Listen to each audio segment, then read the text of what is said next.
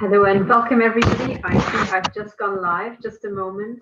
I need to sort out some things because, as always, I'm doing it with new software from a slightly different location. I also have to do a sound check. So just bear with me for a few minutes and we will get started shortly. At first, let me just check. Okay, sounds good. So one of the changes that you will notice is that I probably sound a bit tinny.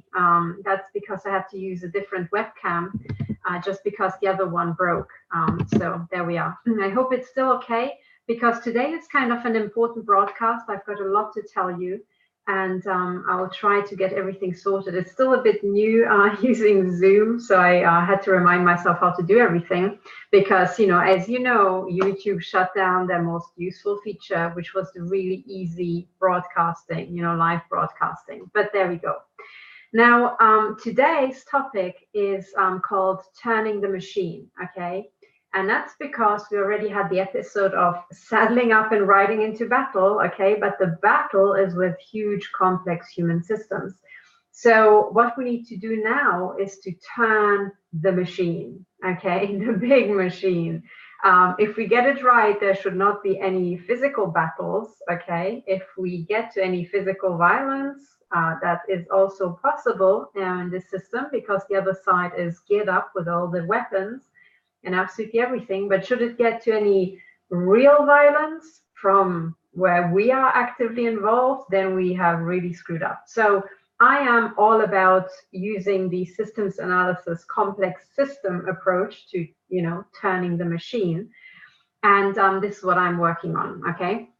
Now, so this is the big topic today, and I want you all to change your mindset because typically most people think about how our systems really operate in our society, pretty much like the rat in a maze, okay? So you get born, you go to school, and then everything that happens to you, school and your A-levels or your school leaving certificate, your high school prom and your university, if you go to university, or your first job, it all just happens to you and you're mapping the system and life as you're going through it, okay? Now, there are people on this planet when you were born who already have mapped the system because they were in their 60s or 50s or 70s or 80s when you were born, okay? They have done it and they have done that round through life with all their friends. And maybe they run a big company, so they've done it many, many times over if they are providing a service for one part of life and so on, And these people have a completely different view on these systems than you have. They do not have the rat in a maze sort of approach.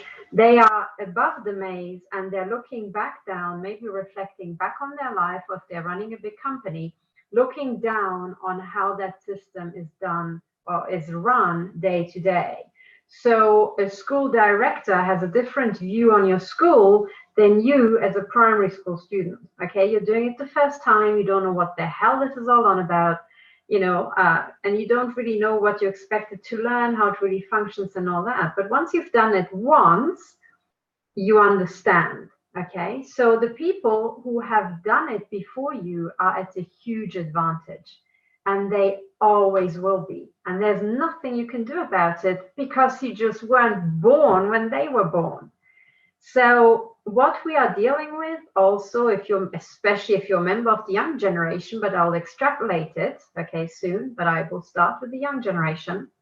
It's easier to understand, okay? So if you're, say, 18 or you're 16 or 12, right, then it's physically impossible for you to have a top-down view on the world, like, for example, the head of the Bank of England might, okay? Or maybe, I don't know, the chief of a company. It is physically impossible. Your life was just too short to accumulate the data, okay? Now, this is the fundamental limitation, and you have to understand this because once you've understood that this is a limitation, and this is your limitation and my limitation, we can start thinking about tools to work around it. In a sense, how do you catch up with somebody who has been in a certain job or in a certain complex human system for decades longer than you? Okay, how can you, well, maybe not see eye to eye with them, but instead of being like down here, be more like down here, or up there?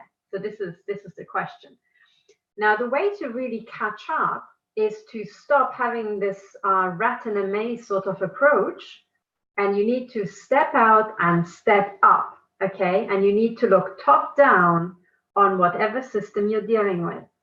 And this system could be school, or it could be university, or it could be a traffic situation, or it could be a hospital or a country, right? Or it could be NATO or the UN. It doesn't matter. You have to look top down to really map the system. Okay, so that is trick number one. You don't go through the maze anymore. And this, by the way, ladies and gentlemen, also applies to the targeting program. When you are in the targeting program, people make a special effort to keep you boxed in and keep you in the rat in a maze sort of thing, because that is where they get their sense of power from. And as most people in the targeting program know, the targeting program, down certainly on the ground level, is run by absolute fucking morons, okay?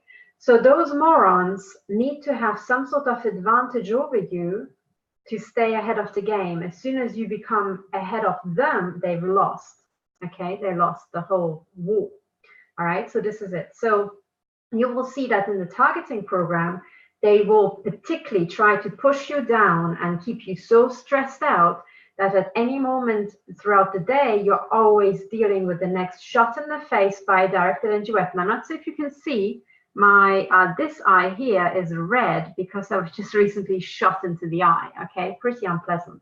And of course, damages the eye by time.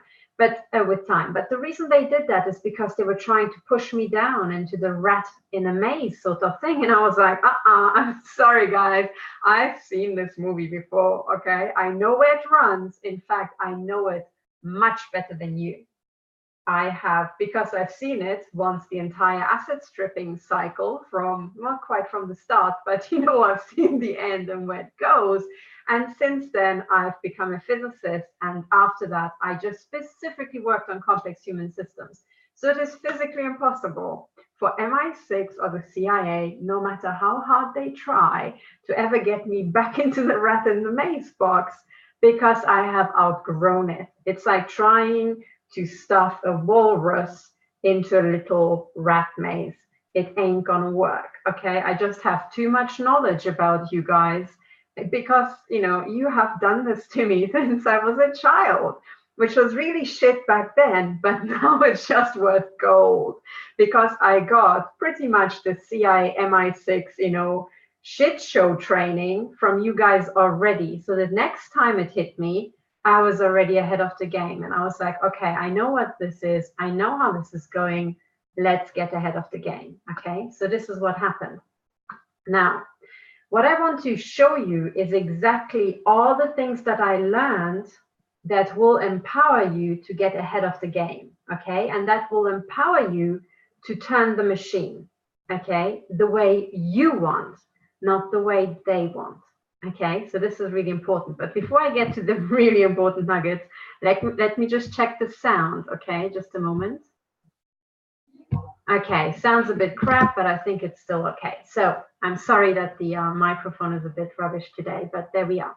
So there's always some downside, isn't there? So, okay, so now step number one is you step out of the rat in a maze and you go up. It's basically, you have to think like, I'm gonna, when you, for example, if you're target, or if you are in any other complex human system, like a bank or a hospital or a school or wherever you are, right?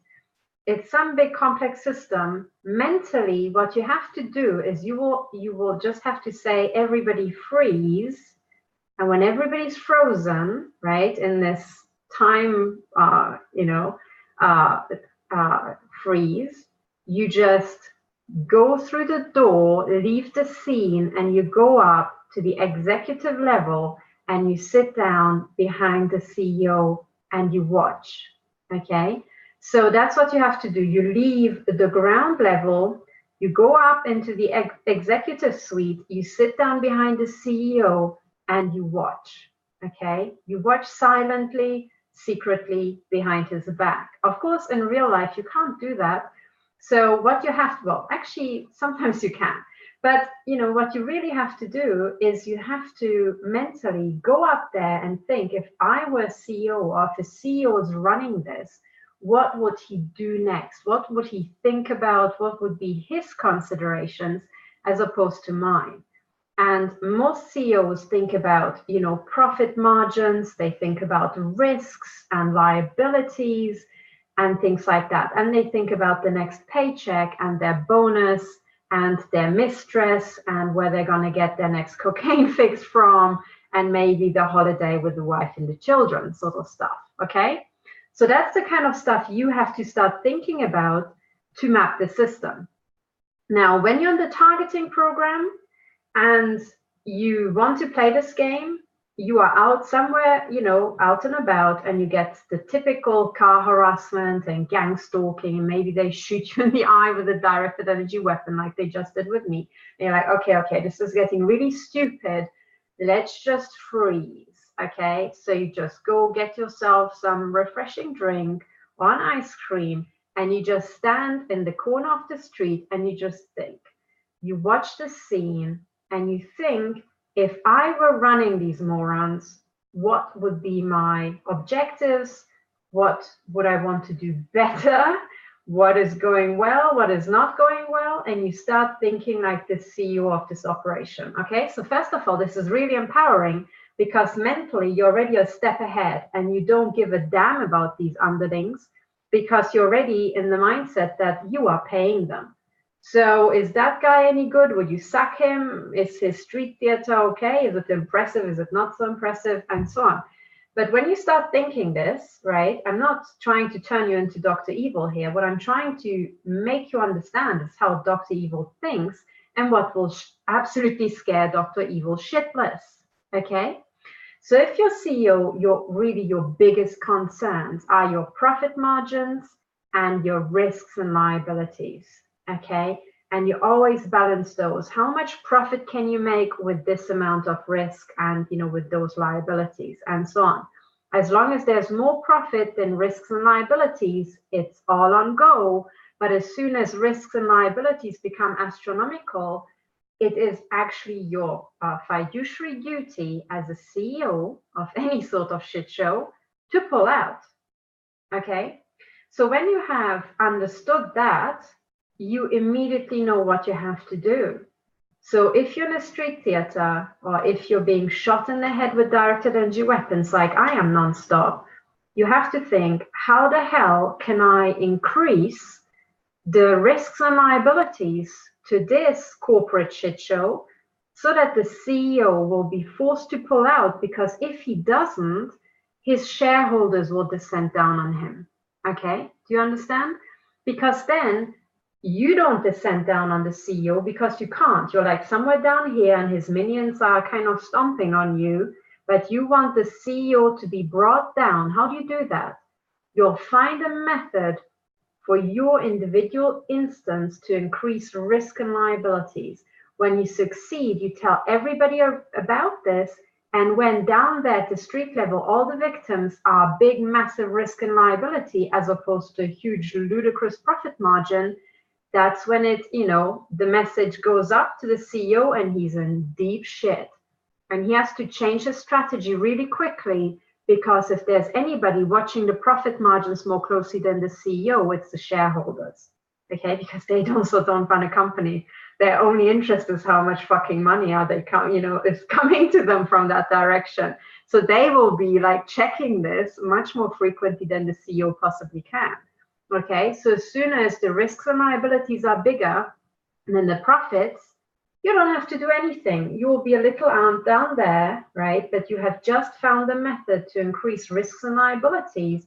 And if enough of you down here replicate it, bigger dogs will descend down on the big dog, right? And then you just get the popcorn and you eat it and you watch as these guys destroy the CEO and try to find a replacement, okay? Now that is the trick. You get to this trick by leaving the scene, stepping out of the rat maze and trying to map the system top down, Okay, so this is one of the big secrets of complex human systems. Okay, this is how you can beat a complex human system from ground level. Okay, now the second thing you need to know, and this is where it will become hugely important for you, okay, because I think many of you have already figured out, for example, the targeting program, and where really the profit margins are, and weapons testing, and developing biomedical devices and remote neural monitoring and all that stuff, and controlling populations and enslaving them, and whatever, raping them by remote control and that sort of stuff. Hugely profitable. But you can play the same game with currencies, with banks, with economies, with NATO and all these other organizations, and it really works. And when you have understood the fundamental laws of physics of any complex system, you can not just catch up with somebody who has been in the game for decades, you can outperform him. In other words, you will become more senior to them than they are. And that's just because you really thought about it, you understand the system, and the system will fall under the laws of physics. So that any system follows the laws of systems physics. It is physically impossible not to follow those laws, right? If it comes different, you have messed up your calculations and you haven't taken into account a particular thing, okay? But otherwise, any system anywhere on planet Earth and in the universe follows the laws of physics for that system. It's just that simple. So when you figured out the laws of physics, you can outperform the most senior person who maybe hasn't quite figured it out to that, fine detail as you have. Okay, and that is the big secret. And it really worked. And one of the ways I kind of proved to myself that it really worked is when I was trying to launch 2 companies after I left academia, and they were destroyed by targeting. But I really mean destroyed, okay? Burnt into the ground pretty much. And then I thought, oh shit, I really need to get some money. So I thought, okay, how can I get some money? I'll just go and work in finance. But I really hate the criminality in finance. So I found a little boutique company that I really liked because they seemed clean, okay? They seemed like they were doing good stuff. But then how the hell do you get a job in finance if all your life was in particle physics and frankly, shit all about finance, okay? So I thought, right, well, it can't be that hard because it's just a physical system. Okay, so I mean, how hard can it be, right? Like fluid dynamics and a bit of this and that and so on, And then I thought, okay, let's put this to the test. I have to kind of map a big system and come up with a conclusion that would impress my future boss and would think, okay, let's get that girl, even though she knows fuck all about finance. Right? Because there's something she has understood that's really valuable to the company. So what I did back then is actually map the financial system and currencies as best as I could, just using, my favorite search engine, and just find out anything that I could in a couple of weeks. And then I used that using the laws of physics, and I predicted down to the day the biggest money printing program in the European central banks and the Euro's history, right? And that's how I landed that job. How did I do it? By just understanding the laws of physics, okay? Right? And hoping that I haven't missed any higher order terms in the first, those weeks I had time to actually look into this. But it really works. And when you do that, you have really understood the system. And once you've understood the system, that system probably will last for decades or maybe centuries. You have understood it for life, and no one can take that away from you, right? So you have reached a higher level of understanding. And after that, once you're up there, you can never fall back down, at least not on that topic, okay? There might be other physical effects you haven't taken into account. But this is just how powerful this effect is, or this, skill is to map a system.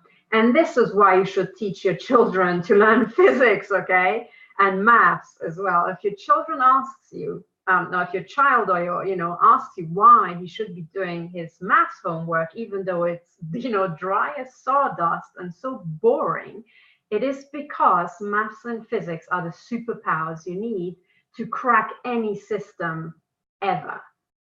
You just need maths and physics, and maybe a bit of chemistry and biology if you really want to go that direction, but that's again ultimately also again maths and physics.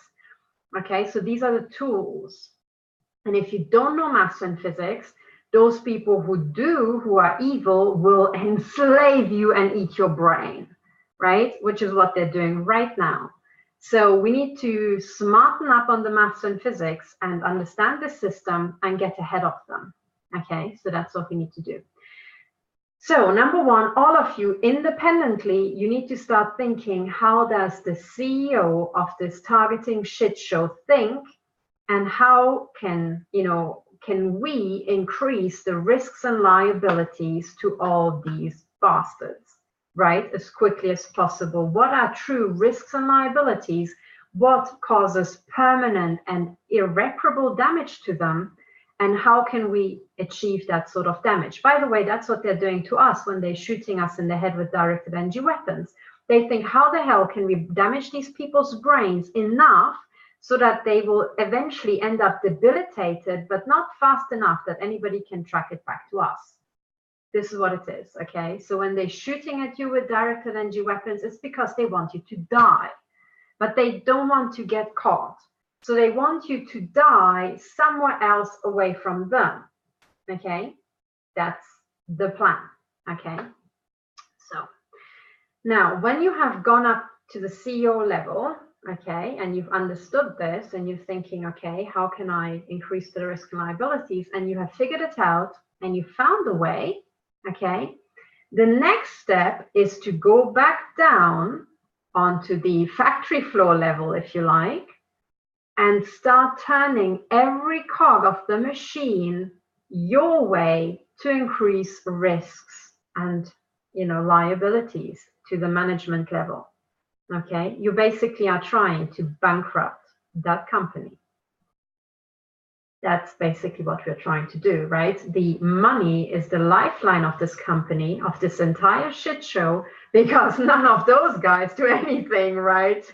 Just for a song and a dance, right? They are so corrupt that they will not be the self-sacrificing heroes on that side. And this is ultimately our superpower, because if you are on the good side, and if you are truly, truly resonating with other people and you like to help them, you have altruism, you have empathy, and you are so good you can go the extra mile just to help somebody else, just because you can, that's when you're on our side. You have this superpower that makes you essentially weightless.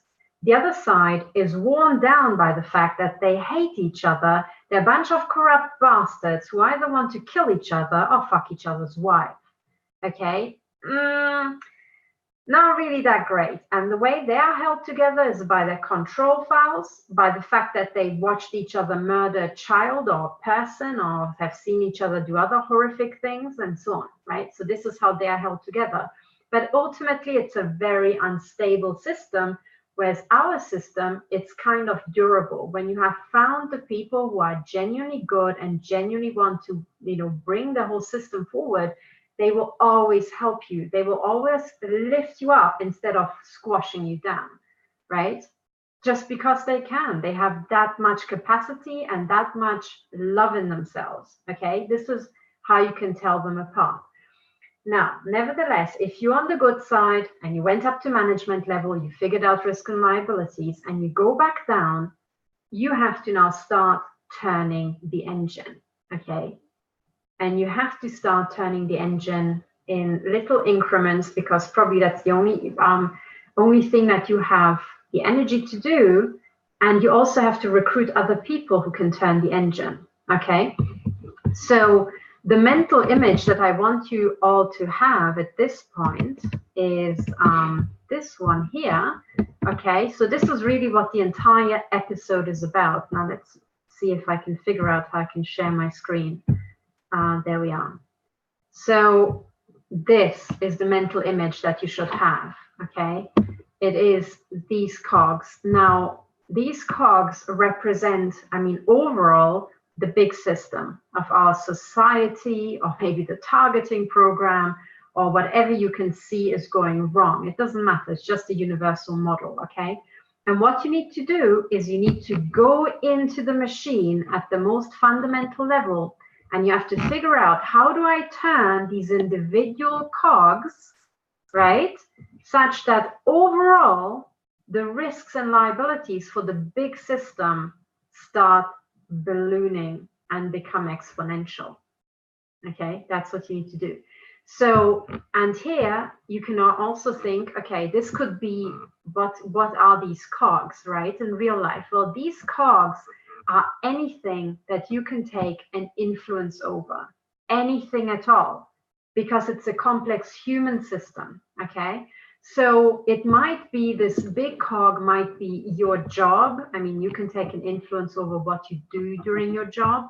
The little cog might be, you know, your influence over your children, or your aunt and your uncle, or your parents, or anything at all. But every one of us is interlocking with other people, and our motion in the system, our actions, our opinions, and what we say and do have an effect.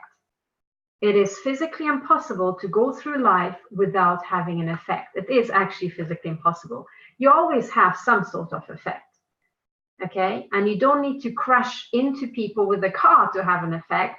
You will have an effect when you talk to somebody in a bus stop, when you send an email, when you utter an opinion just like that, or when you get upset about corruption and you just say it out loud.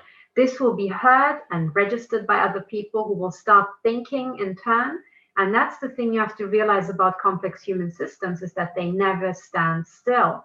Even when you have a company and the company, you know, closes at 5 p.m. and all the employees go home, the company hasn't stopped working, because all these employees are still thinking about their day. They're talking, you know, with their partners about, was this a good day, a bad day? Do they hate the boss? Do they hate this colleague? What do they want out of this? And so on. So a complex human system never stops working. It never stops turning its cogs, okay? And once you've noticed that, you also suddenly understand that you have a million ways of taking an effect and start turning these cogs, right?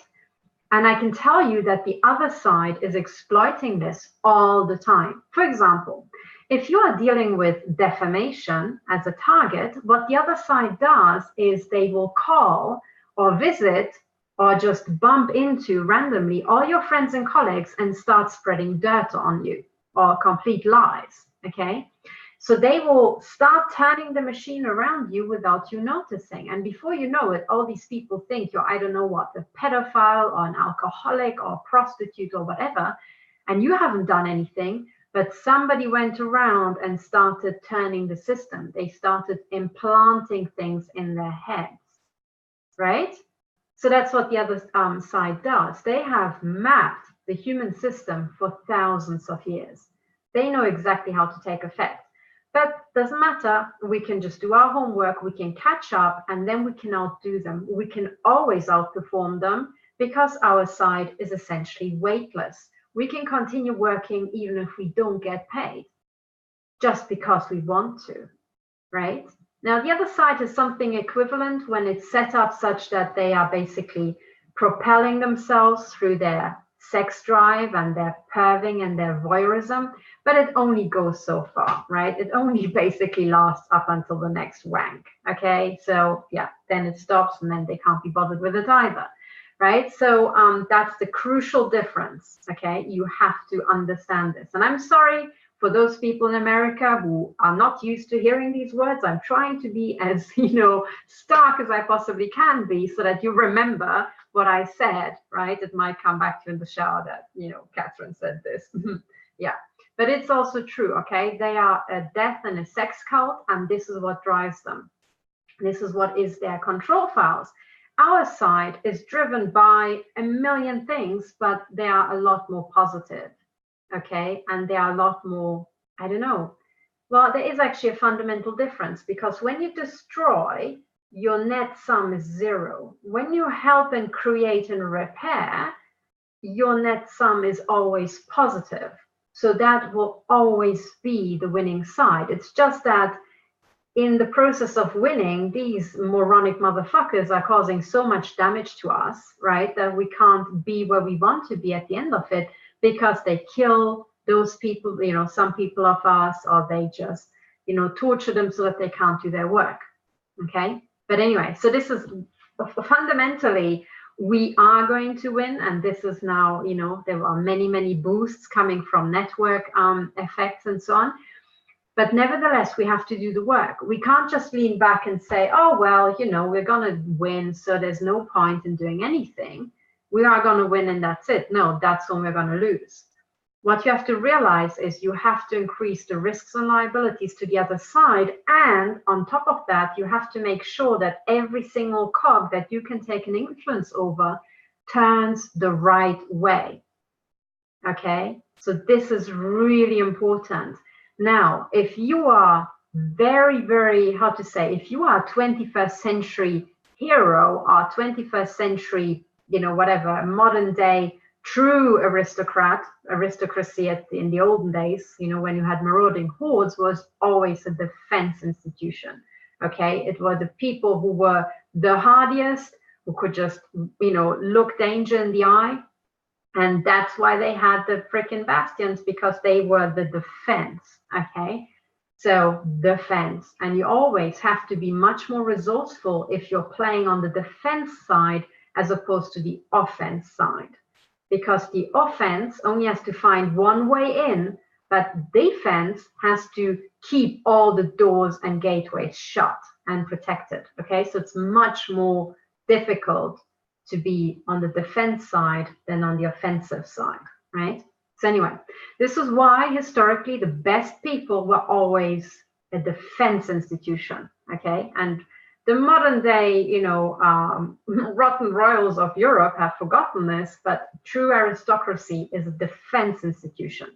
So we can have our true aristocrats in civil society, and you will recognize them because they are playing defense, because they are good at defending human life and the people around them against evil. And typically they are not offensive. They're not going out killing people. They just want to keep people safe. Okay, so if you like, they are the modern day 21st century aristocrats. But anyway, you know, some families who have been defense for centuries kind of have a culture of thinking defense, picking up the right skills, having the right value system. And curiously enough, certainly in old Europe and old cultures, that gets passed down. So if you're one of the old defense families, you will have this in your blood, because all your entire family and your parents and your grandparents and going back to time immemorial have been thinking like that. You are genetically programmed to be like that. Okay? Now, if you're not, doesn't matter. You can pick up what's important and take on the same role and outperform people, okay? But what you have to realize is this: have the CEO level view, increase risks and liabilities, and then go down and turn all the cogs that you can take an influence over, okay? So this is now the phase that we're in. Every single one of you has to turn a cog in society. And the reason why that is that way, okay, is for the is the following. If you think about, you know, the cogs you've seen might be your local family, okay, so just a few cogs. You can turn those by talking about targeting just without fear and say, yeah, it's a thing out there. And when people say, oh, it's a conspiracy, you say, oh, no, it's a business plan. People make a lot of money. Typically, the cocktail party conversations stop there, because everybody knows that a business plan, if it generates any money, will be hugely successful, right? So you can already start turning cogs on people by, you know, undoing. So basically the CIA put out conspiracy theory, and all these mainstream media people are like, conspiracy theory, and people who just don't have the time to think about it just think, yeah, it must be like that. It kind of makes sense if I just hear it in passing, right? And so many people say, oh, it must be like a fact I can accept, but that's not how it is. So many people are repeating it because that's your brainwash, okay? Now, the CIA and other intelligence agencies were turning the cogs by putting out the word conspiracy theory everywhere. But you can undo all this, right? And once you've undone it in one head, it sticks by saying, no, it's not a conspiracy theory, it's a business plan. You are talking about criminal business plans that make a lot of money for people, right? So then once people think, oh yeah, hang on, maybe there's real money involved in this, you know, bastards would want to get a cut of that, criminals would want to get a cut of that, boom, that's it. Nobody is ever going to think conspiracy theory, that you will have overridden it with the true meme of business plan. Okay, so you can keep doing that.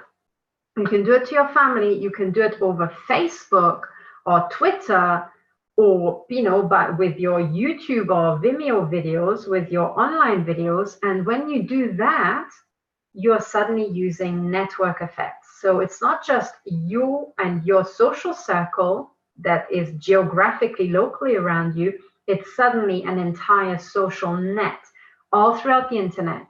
So with that, if you are tweeting at the right time, or you're making a good video that goes viral, you can have on a topic more influence in changing minds and overwriting the memes and putting the good memes in people's heads, the actual right answer. You can have more effect than any corporation, any mainstream media, or any president of a country, right? So if you disagree with Trump, the way to beat him is on Twitter, right? If you agree with Trump, the way to, you know, help him is on Twitter. But you have to use these network effects, okay? Do you understand? Now, once you've understood all this, guys, all right, you should realize that the one thing that will become an absolute no-no and should become totally unacceptable from now on, socially unacceptable, is just to sit on your sweet little ass and do nothing. Because then you're not turning any cogs.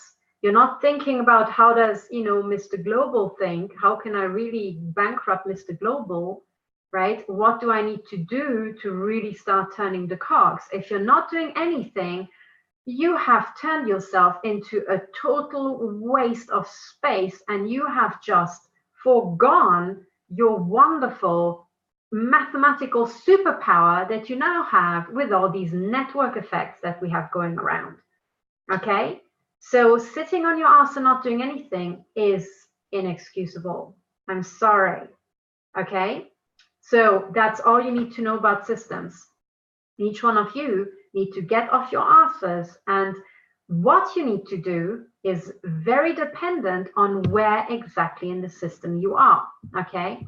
So the other graphic I want you to have in front of your mental eye is a bigger system like this one. Okay?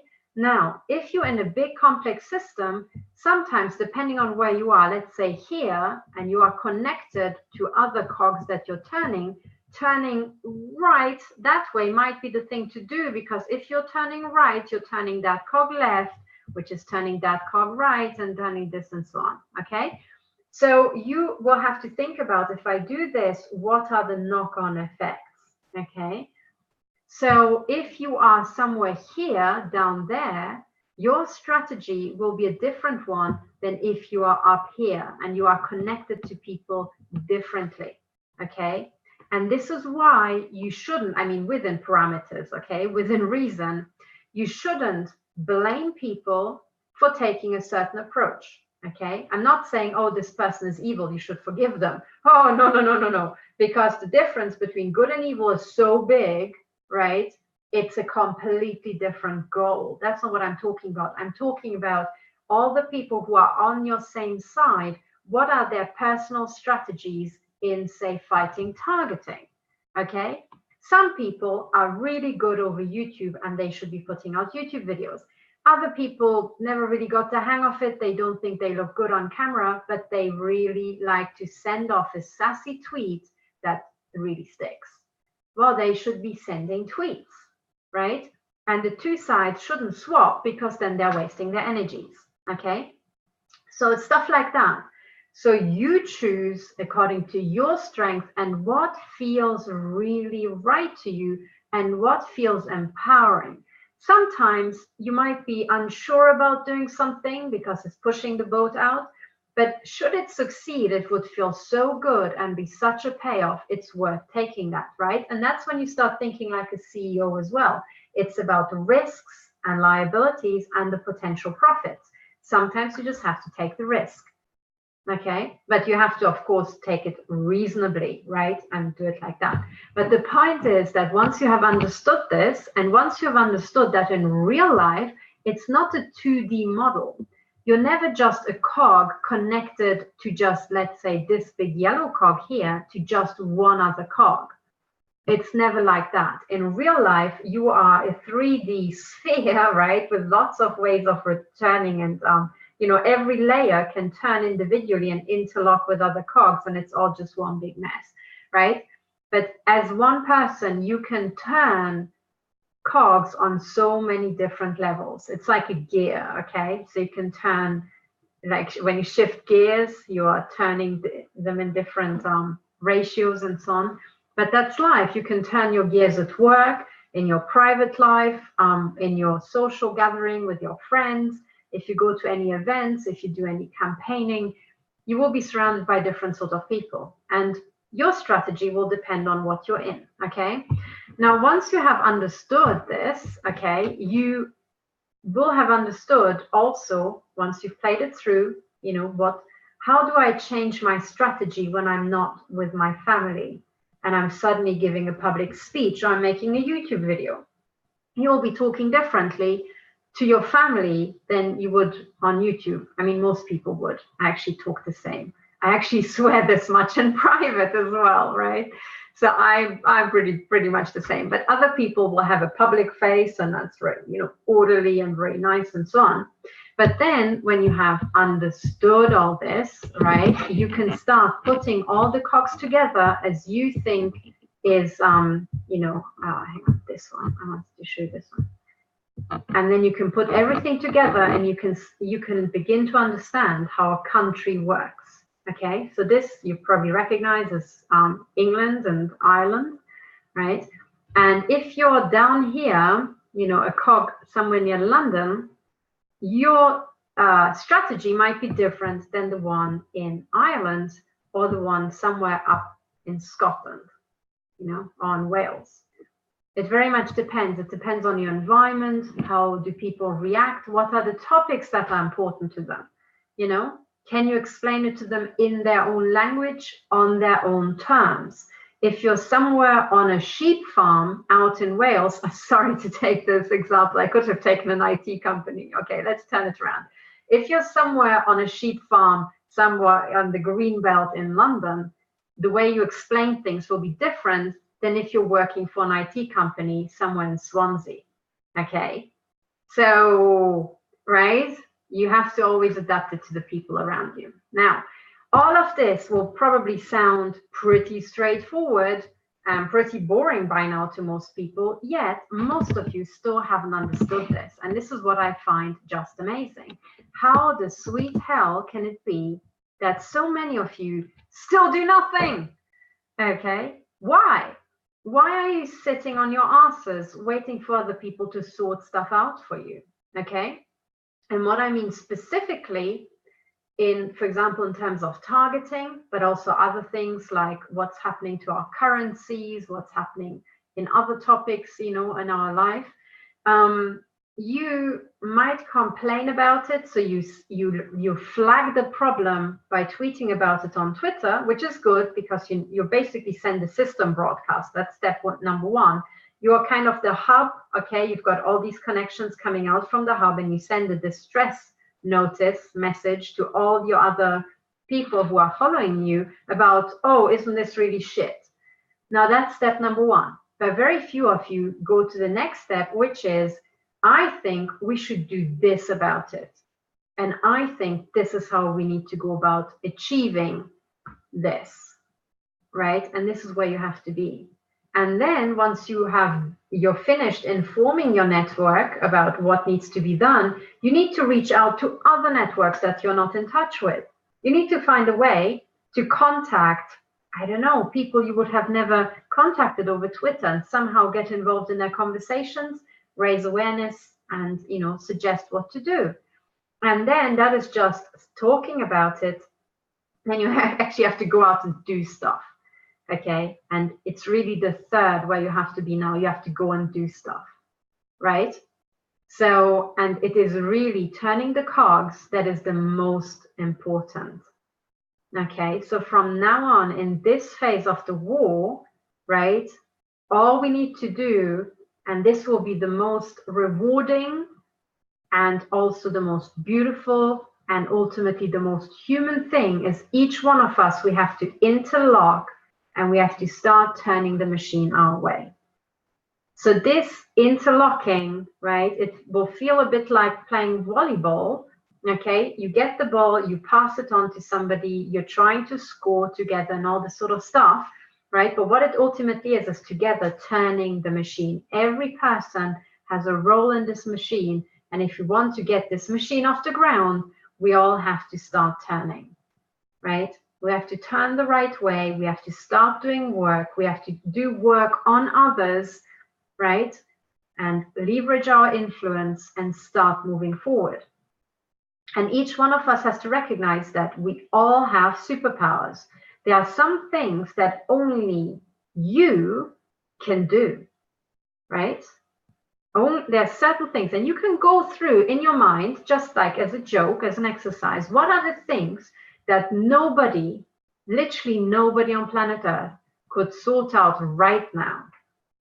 I mean, the first one, if you're living alone, might be to do your laundry, right? The planet doesn't even know how to get into your flat to do your laundry for you. So you're the only person who can sort out your laundry if you're living on your own. But there's, you know, much more important stuff than laundry, right? And if you are a police officer, then kickstarting an investigation is something that only you can do, because only you have that case file in front of you. If you're a judge, there are some things that only you can initiate because you're the judge. Nobody on this planet could do it at that moment in time, and that's when you have to do it, right? And the same with the freaking lawyers, right? I have frankly given up on them, but maybe there's some good ones still knocking around. You have to get off your asses, guys and gals, you know? And all of you, IT professionals, you know, cleaners, the childminders, you all have a role that is much bigger than your job. You can all do so much more, and there are some superpowers only you have, okay? And you have to start using those superpowers. And those superpowers are taking an influence and turning a machine at the right moment when only you can. If you don't, well, that's a big fat missed opportunity. Okay? And this could be many things. It could be a dinner party when you are just got in touch with somebody who could really make a difference, or to whom it would really matter understanding certain facts. Just tell him how important this is, right? It might ruin the dinner party, but who cares, right? But you know what I mean, right? It could be many other things. It could be a big family get-together where you really have to start informing maybe your parents or your siblings or your aunt and uncle about eye implants and the fact that their children might be implanted, okay?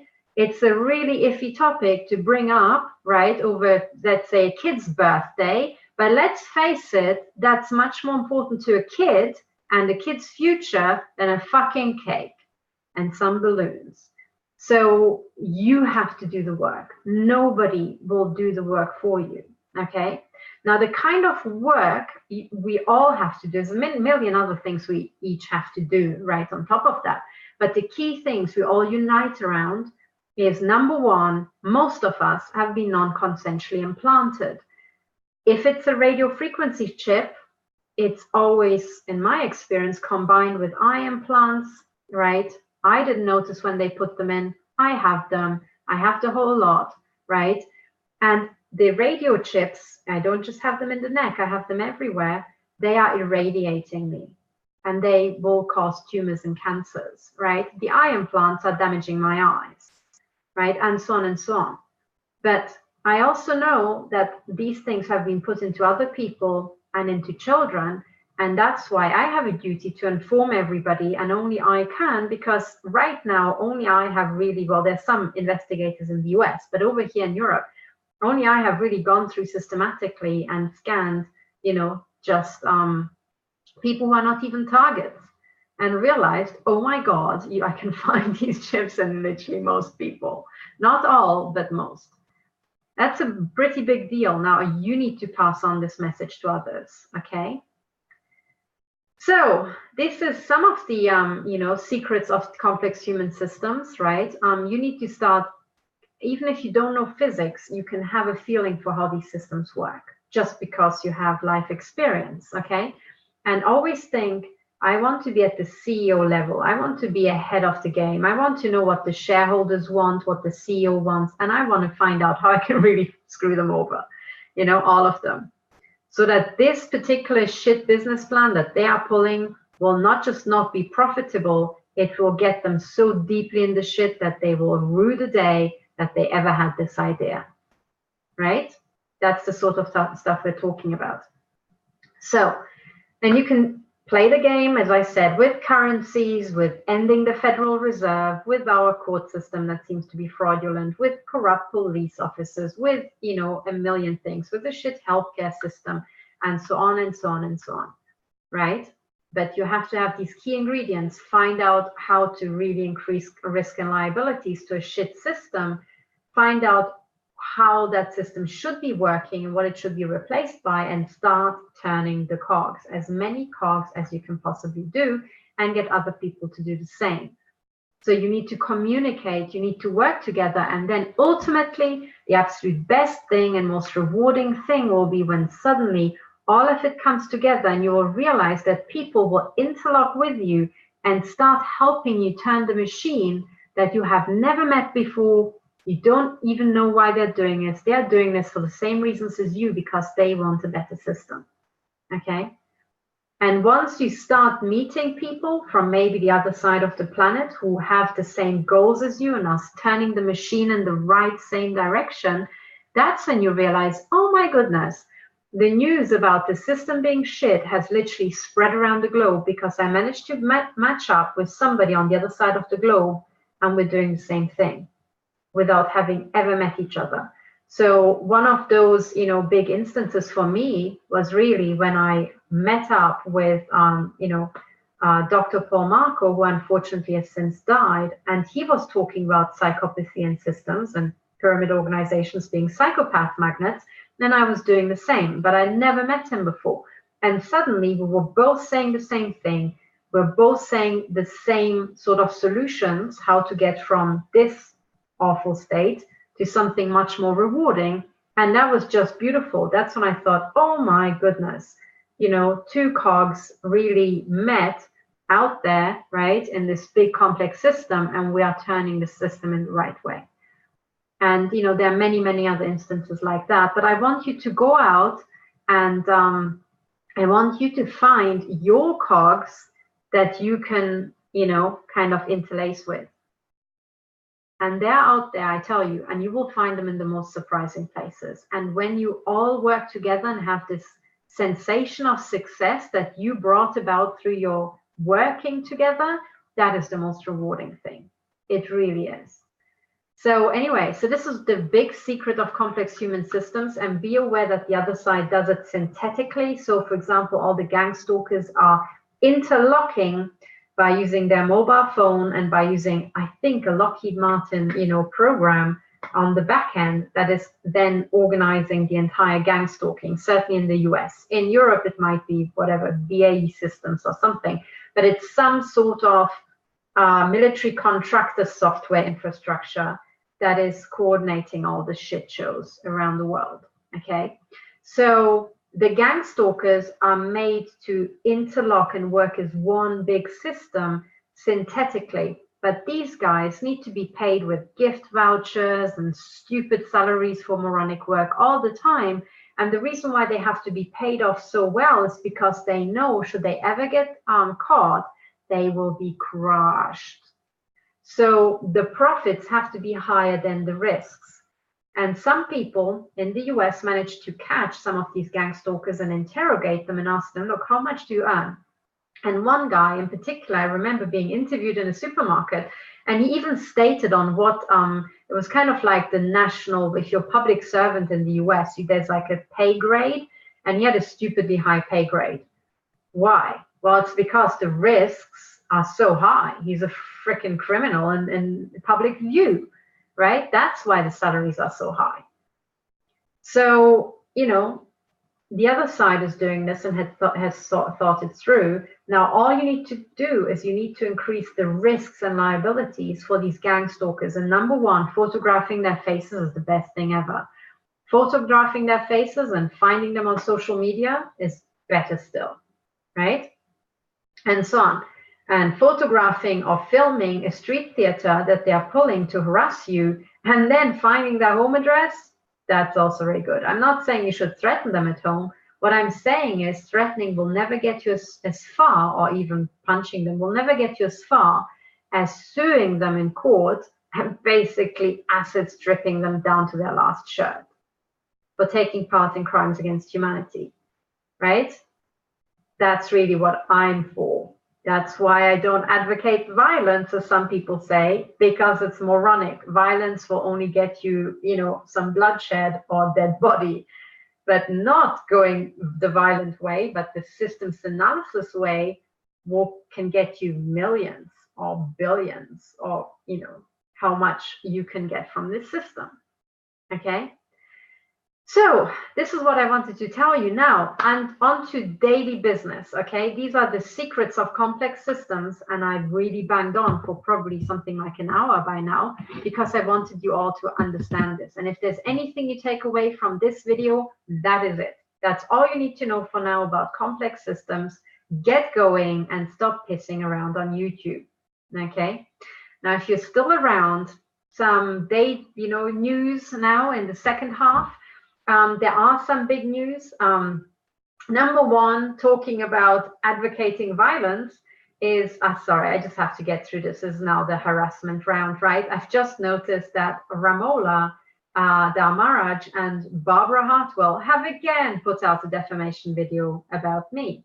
And that is really hilarious. I'm not going to bang on about it because honestly, I don't have time. But what I want to do is I want to, for all those of you who are maybe suffering from the same thing, which is just nonstop defamation, that is really trying to drag you down in everything that you work for.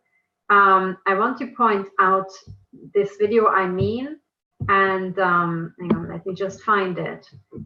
And I want you to all think, what the hell is wrong with this, okay? And then this entire video, the reason why it's important is because, again, it has a little bit of a backstory, okay? It doesn't just come from, hang on, where is it? I need to find it. Here, okay, it's this video here, I found it. So let me share my screen. And I'm not going to go into the details, but I will give you the backstory, okay, which is interesting to say the least. Okay, what I mean is this particular video here. It says CIA whistleblower Barbara Hartwell, grandstanding, disinfo, and containment ops in the TI community. Okay, and it says, oh, it's hang on, did they even mention my name here? They mention my name. Oh, yes, here. Okay, I've just highlighted my name. So inside here, you know, they are going on a no-holds-barred conversation with CIA, with emphasize CIA, whistleblower and counterintelligence psychological, counterintelligence and psychological ops specialist, Barbara Hartwell. Does that tell you something, maybe? But anyway. On the recent and current display of disinfo spreading, containment operations, and support of agent provocateurs by TI groups targeted justice and freedom for targeted individuals and their inverted commas leaders and self-established in-house experts, Midge Mathis, Richard Lighthouse, and Ella Free. Okay, that's how it starts. And then it goes, we discuss Ella Free's recent betrayals of those targeted by naming them mentally ill, in an interview she gave a Chicago Sun-Times reporter, Neil Steinberg, who I personally took the piss out of already, while revealing to me she does not read, does not keep up with targeting / neurotechnology experimentation disclosures from the military / intelligence agencies, and establishing thereby she cannot possibly be considered a spokesperson for TIs as she pretends and self-promotes. Okay, well, the one thing I would like to say about that is I think, I'm not sure, but, you know, it could be that maybe Ella has a family and family life and maybe family duties, perhaps. I mean, you know, with a woman, that's always a possibility. She might also be really tired of targeting. I don't know, but, you know, frankly, I can't read, and that's because they cook my brain every single time I put something that looks like text in front of my eyes. And that's not a joke, people. They actually do that. And I'm struggling to do any sort of admin for my personal life, for my court case, because it hurts so fucking much, you know? So that could be also an effect, but that's not considered. But anyway, this conversation also follows on Twitter threads. Follows on Twitter threads I posted on 26th of August 2019, following Mitch Mathis' promotion of a video interview of Richard Lighthouse by Dr. Katherine Horton, in which both freely published this info about the energy technologies being used on extrajudicial targets, with Lighthouse in particular stating all emanates from satellites, not neighbors, which would imply ground-based systems, electronic grid infrastructure, portable or small installed units, and local government involvement and awareness. And both misdirectively, these sentences get so long. That's the one thing about Ramola. She has long sentences, and I speak German where the sentences are ludicrously long, and I still struggle. But anyway, and both misdirectively discussing lawsuits in the UK against corporate perpetrators and going after big offenders like Lockheed Martin to bankrupt them. Well, if you're dealing with a criminal operation, Ramola, one way to have it shut down is to have it bankrupt itself by, as I just said, the liabilities, right? And legal liabilities are one of them. In actual fact, in finance, the legal liabilities are the only way to shut down those motherfuckers. It literally is like that, right? There has to be legal ramifications, because it's only money that those guys ever care about, nothing else. So bankrupting a criminal enterprise is a reasonable thing to do, right? You cut the terrorist financing, you make whatever money is sloshing around be paid to the victims. It's the only way to get the money from the criminals back to the victims. I don't understand what the problem with that is. But apparently Ramola has a problem. But note that she has a problem but doesn't suggest an alternative. Well, what can I do with that, right? So whatever Richard Lighthouse and I say is shit, but there's no alternative. Well, okay, right. If we get back to sitting on our asses, not getting off it, and just writing angry stuff, right? So anyway. But anyway, so misdirectively discussing lawsuits in the UK against corporate perpetrators and going after big offenders to bankrupt them. I was like, come on. Now, the other point is this I heard raised by several people, that they thought that, I don't know, that maybe Richard Lighthouse really does think that. But I remember him talking about cell towers. So I'm pretty sure that he doesn't mean only satellites, right?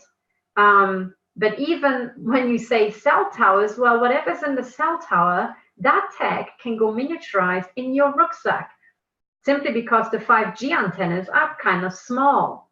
They can go into your rucksack. So as soon as you say cell towers, it could be a mobile cell tower. Like Stingrays are mobile cell towers, okay? So what's the problem? But certainly, and maybe Ramola doesn't remember, I most certainly don't exclude neighbors because I was shot in my fucking face by them. And there's even an entire video about being shot in my face by them on YouTube under evidence, okay? And if you remember, I spent several episodes of Techno Crime Fighters Forum going onto Google Maps and showing people the neighbor from where the shot must have come from, having a big, massive screen on his balcony, right? So I clearly don't exclude neighbors, do I? Right?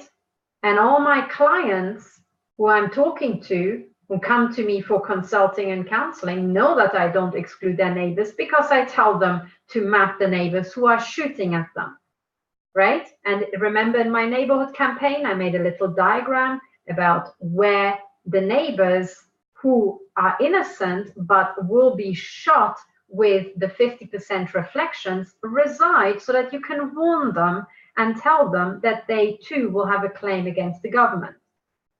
Now, I spent a long time going on about the neighborhood campaign, right? So I clearly do not say that neighbors are not guilty, right? Or don't have directed energy weapons. Duh, right? Sorry to lose it, but it really, like, how daft can it be, right?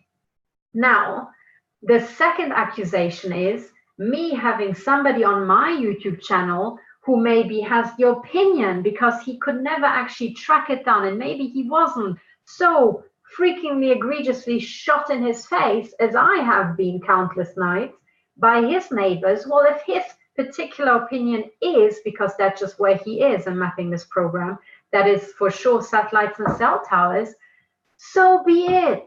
You can show Richard evidence of you being targeted by your neighbors. I certainly can. I can prove exactly where the shot comes from, because you can see the momentum, right? The impulse pointing back at the neighbor. It's not up towards satellites, and there's no cell tower between me and the neighbor. There's literally just an air gap because it's a high rise and I was on a hill, right? No cell towers. And behind that high rise was nothing, nothing, nothing. And then basically a mountain with trees, no cell towers. So I was shot at from a neighbor. Gah, but what can I do about this, right? It's again the bullshit mill, and it's just throwing the stuff out. Now, I'm not going to go through all this in the video because frankly, I can't be bothered. And I actually think that Barbara Hartwell is CIA, and there's nothing more I can say about that, okay?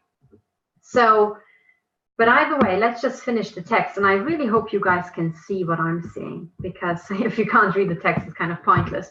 But anyway, so this was the paragraph about me, and oops, sorry, come back, okay. And then further down, it says, my Twitter threads sought once more to apprise targeted justice of the reported agent, provocateur, / sabotage, / misdirection, / disinfo efforts of Katherine Horton. Hang on, the reported agent, who the fuck reported me?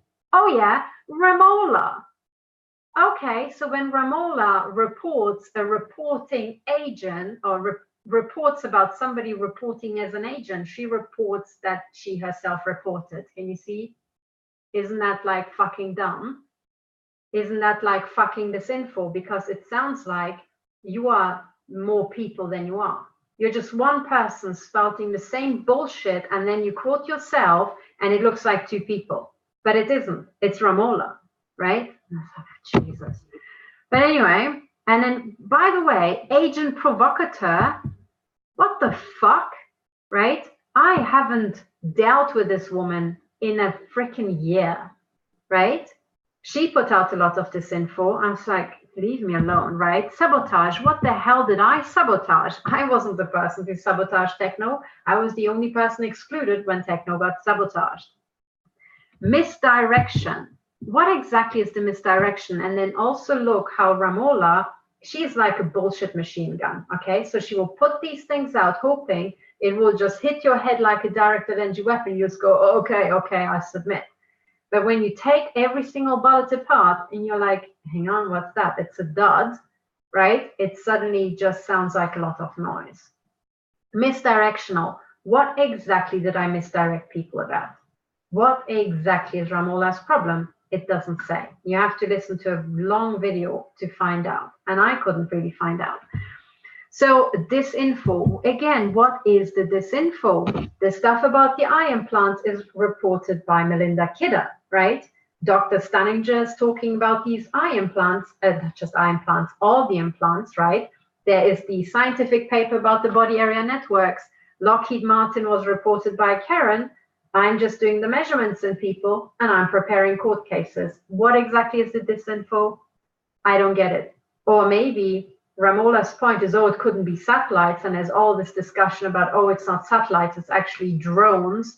Okay, or maybe it's balloons. Okay, whatever, but whatever's flying up there and is shooting us must be at some point falling under the Air Force or some sort of space command of one or another flavor. And frankly, I don't even give a shit. We don't have to prove where exactly every shot comes from. All we need to prove is that we are being shot at, and the people who are in charge of this are not just not doing anything, are most likely guilty. Is it going to be the balloon squad as opposed to the satellite squad? Who cares? Who cares? Let's just sue their boss, right? So that's where I'm coming from. This is why I will not get into these long discussions. My personal view is, yes, satellites are really, really high, right? But then again, they do have a very high resolution when you're going back. I mean, look at the Hubble Space Telescope looking out, right? You can look back. It's kind of like a different focal game, right? But still, you can do a lot with satellites. Now, are the Google Map images recorded by high-flying balloons as opposed to satellites? Yeah, most likely, right? Because they're cheaper, okay? Possibly.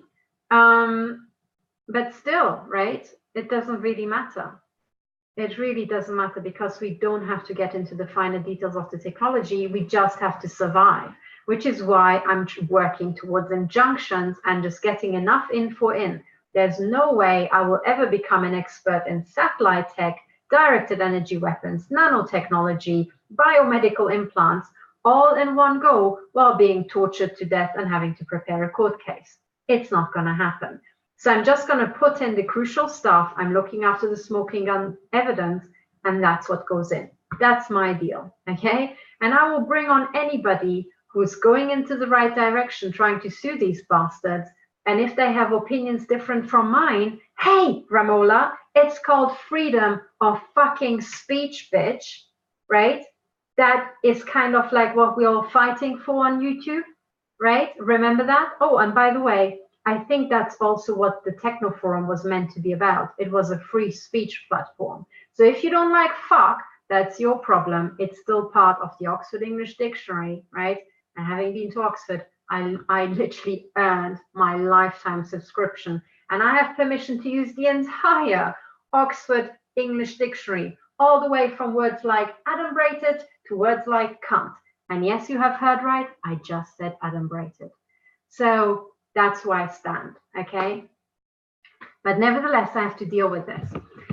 So here we are. And so her report, me reporting as an agent without any evidence and actually being wrong, right? She is upset that she was ignored. Okay, boo-hoo. With Mitch Mathis retaliating with false accusations instead of addressing logically her inexplicable support of Katherine Horton and retention of her on the Targeted Justice Board. I'm not actually on the board, Ramola. Check their website. I'm not on the fucking board. I haven't been to a board meeting, Ditzy. Being a reporter, you could just figure that out, right? As a journalist, by just going on the Targeted Justice website and discovering I'm not on the board. So your problem is kind of null and void. I think I appear on the Targeted Justice website as, oh, by the way, and you can look at all these websites, and one of them is Stop007, right? And these scientists reported targeting, which is a factual statement, which I think Targeted Justice is allowed to make if they so wish, right? Because again, that's kind of freedom of fucking speech, isn't it? So, duh. Right, another dud just hit my head here, but okay, on it goes, on it goes. Oh, blah, blah, blah. So you can read all this, right? Now, the backstory to this, and yes, and listen to the video if you must, and, you know, yeah, don't tell me what you think because I don't have time. I know what I think, and that's all I have time for at the moment. But the point is in all this, okay, that this whole story started, and I actually got the heads up on this, right? Now, I didn't have time to dig out the smoking gun evidence video. I wish I did have. Let me just check. Meanwhile, if you guys can still hear me. Okay, sorry. Let me just quickly check if you guys can still hear the audio. Yeah, okay, sounds good. So the backstory to this was the following, okay?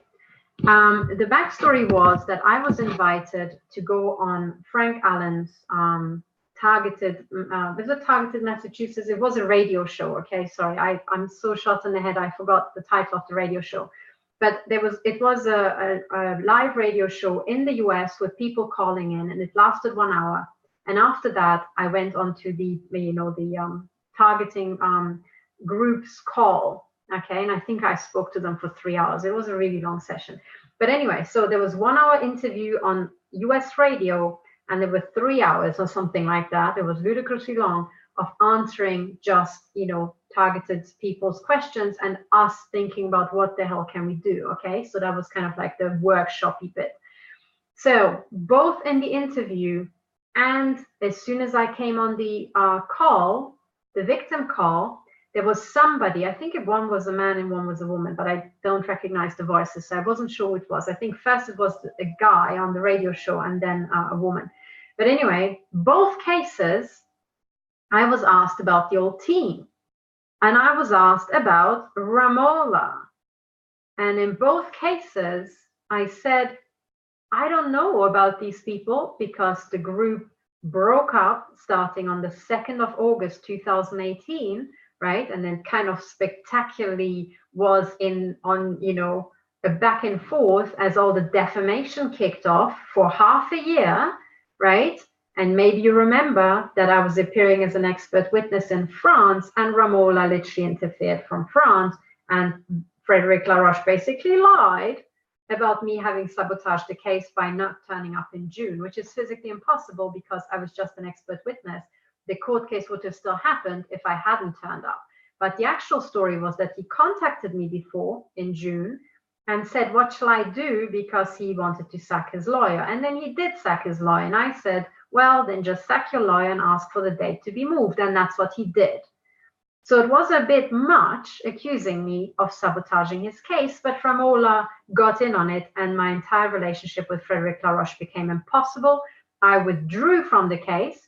After having testified it, I was like, okay, I did my bit. That's what you asked for. I testified. But after all this bullshit, I'm out. So I was out. And the next thing I hear is, oh, they locked up Frédéric Laroche for a year. And now there's nobody in Europe to appeal the decision and work with his lawyer because I withdrew and Ramola is in Boston. Did she work with Frédéric Laroche's lawyer? Apparently not. Apparently she didn't. So I thought, oh yeah, that was really worth it, wasn't it? It's kind of like massive collateral damage. Meanwhile, what I was trying to do is connect up all these court cases of Frédéric Laroche and Siegfried Thomas and mine in London and have 3 court cases all together that we can all quote in turn. That plan was shot to bits. So anyway, that was the backstory, and this is why it lasted from August over October when I testified to all the way to, you know, Christmas, and then in January there was more defamation with Melanie, and I just thought, that's it, I've withdrawn. But that was January. And I didn't even bother at some point to defute their last, I think it was 4 hours, 2 videos that added up to 4 hours just about me by Ramola and Melanie, right? It's like, wow, okay, I don't have time to debunk this. I won't. And it's just left standing, right? If I debunk it, it will be in writing.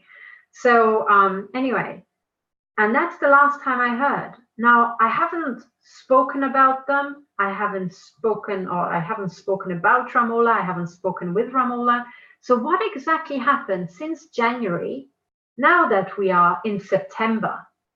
What happened between January and September when I genuinely don't give a shit what she does or what she says, why is it that spontaneously I'm asked twice on Frank Allen's, and I don't want to blame Frank Allen because he doesn't have anything to do with it.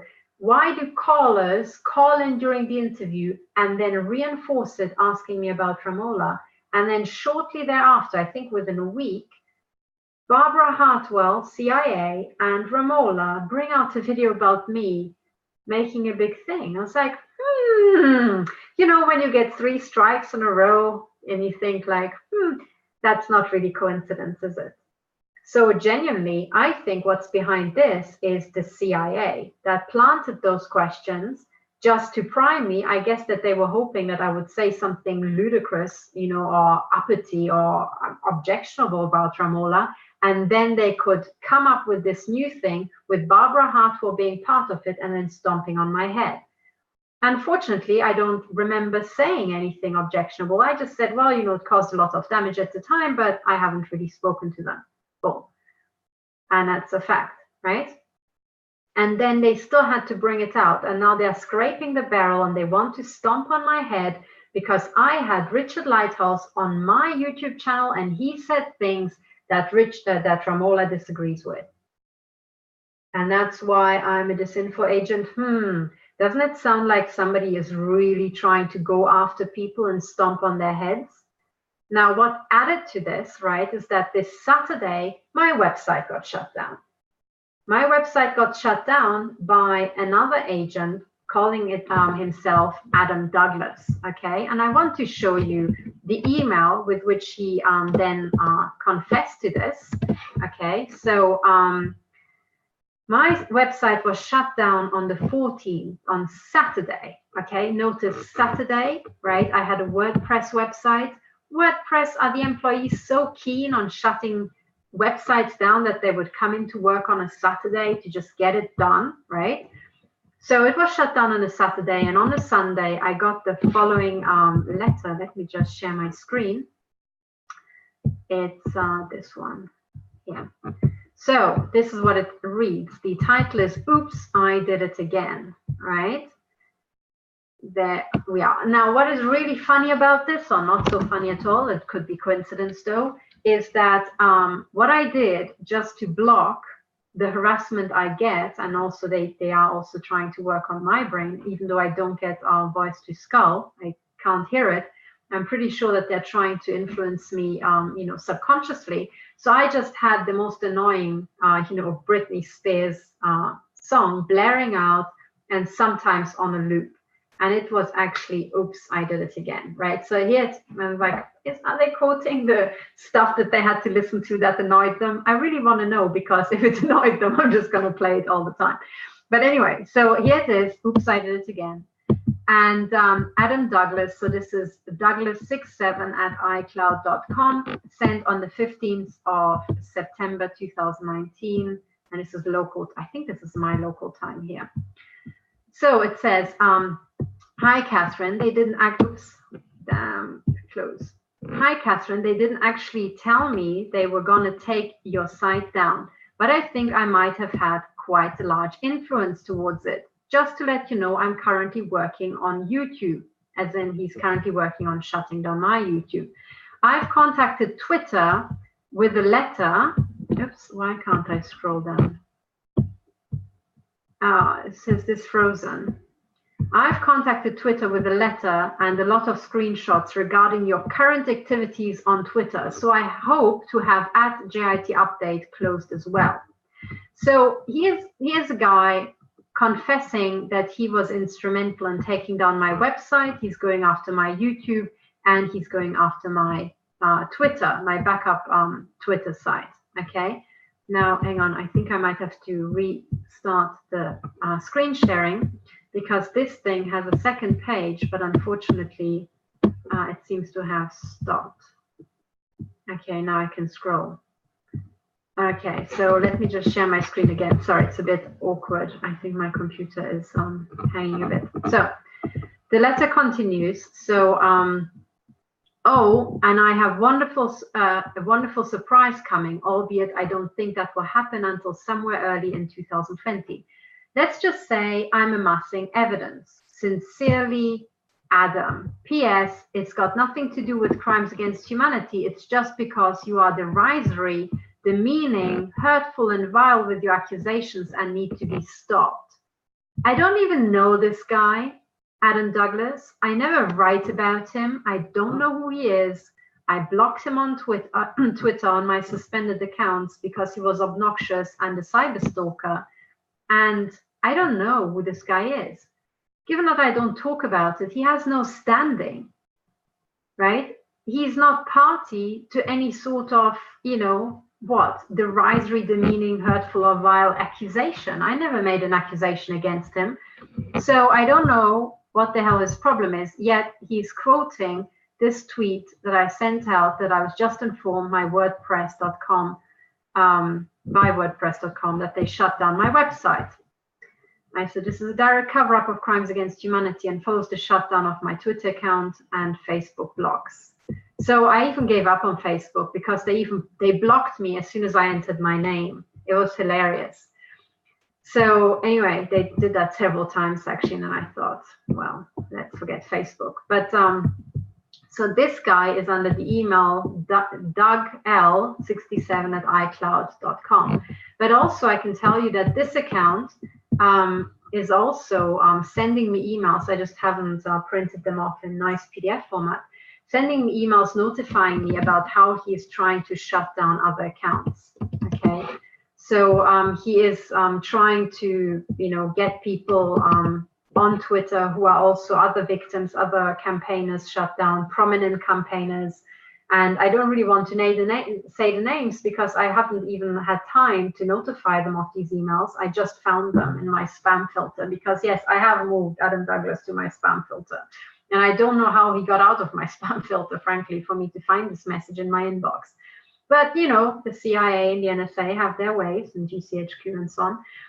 But anyway, so this is why my website was shut down, as far as I can tell. Now, in the WordPress terms and conditions, they have the terms that they can terminate the service at any point for any reason at all or no reason at all. And that's in writing. And you will find this condition in many, many platforms these days, okay? So WordPress had it. I didn't actually realize WordPress had it, but I think Twitter has it, YouTube might have it, and so on. Now, terminating somebody's service, and this is now a legal point, for no reason at all doesn't exist, okay? If you're a company and have a paying customer, and you continue the service and have many other paying customers so that the service you provide to one paying customer is like infinitesimal in extra expense to you, but gives you an income, there is never a reason to terminate a paying customer. It would not be in the company's best interest, right? So this condition that they're terminating it for no reason never exists for a company. It might exist for an individual person who maybe has like violent mood swings and just does something for no reason at all. But that's not how companies work.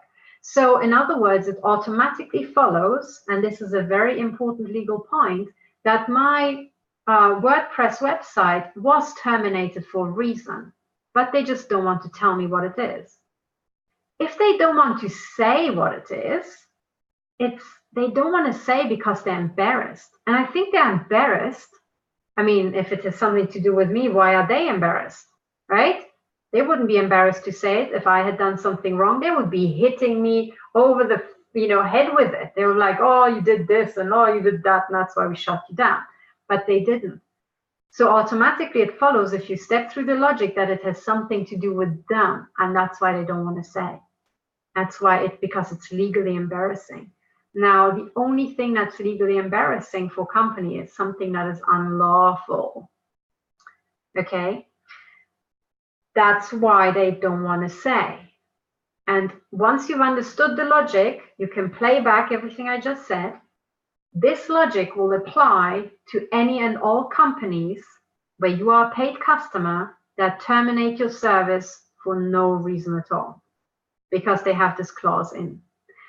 The other thing I would like to say is that there's no reason at all, as I just outlined. You can prove logically that it will always be an unlawful reason. But more than that, the no reason at all, certainly here in Europe, is a bit too close for comfort to terminating a service because you're Jewish, right?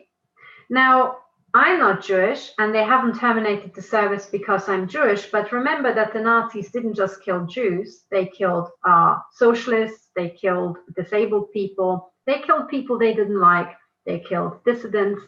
And in the time when they labeled people they didn't like, but hadn't killed them yet, all the shops started to stop serving those customers.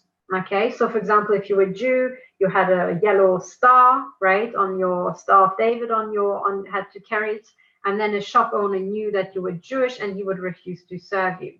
And if I remember correctly from my history lesson, some shops put out openly that they were not serving Jews anymore because the Nazis wanted to make it illegal. Now, what we have right now is that I'm a target. I'm being targeted. The target is on my arm, or rather on my forehead. I mean, you can't see it, but it's still embossed. You can still see the circle here, right?